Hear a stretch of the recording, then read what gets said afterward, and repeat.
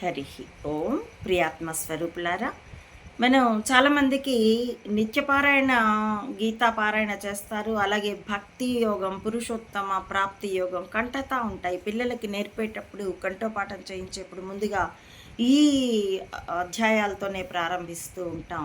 అలాంటి భక్తి యోగం నుండి 5వ శ్లోకం శ్రీకృష్ణుడు ఎంత స్పష్టంగా మనకి చెప్పాడంటే, క్లేశోధిక తరస్తేషాం అవ్యక్తాసక్త చేతసాం అవ్యక్తా హి గతిర్దుఃఖం దేహవద్భిరవాప్యతే.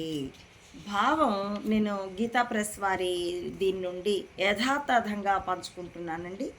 కానీ సచ్చిదానంద ఘన నిరాకార పరబ్రహ్మమునందు ఆసక్త చిత్తులైన వారు తత్ప్రాప్తికై చేయు సాధన మిక్కిలి శ్రమతో కూడినది. ఏలనన దేహాభిమానులకు అవ్యక్త పరబ్రహ్మ ప్రాప్తి కష్టసాధ్యమే.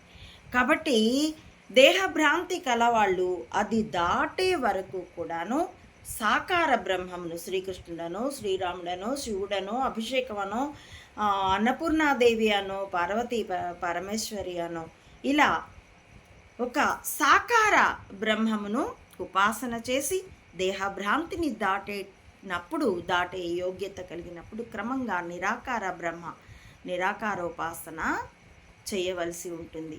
దీన్నే మనకి ఈశావాస్యోపనిషత్తుల్లో కూడాను సంభూతించ వినాశంచ అని మనం ఆ శ్లోకాన్ని చెప్పుకున్నాం. కాబట్టి వాటిని మిళితం చేసి సాకార విగ్రహారాధన పాపం అనడం కానీ, లేదా నిరాకారమే గొప్పదనడం కానీ మూర్ఖుల పని.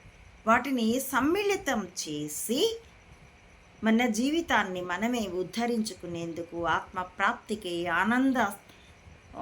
ఆనంద స్వరూపులమై స్వస్వరూప స్థితిలో జీవితాన్ని వెలిగించుకునేందుకు, జీవిత గమ్యం అదే, దాన్ని సాధన చేసేందుకు మనం ఆ రెండింటిని మిళితం చేసుకొని సాధన చేయవలసి ఉంటుంది.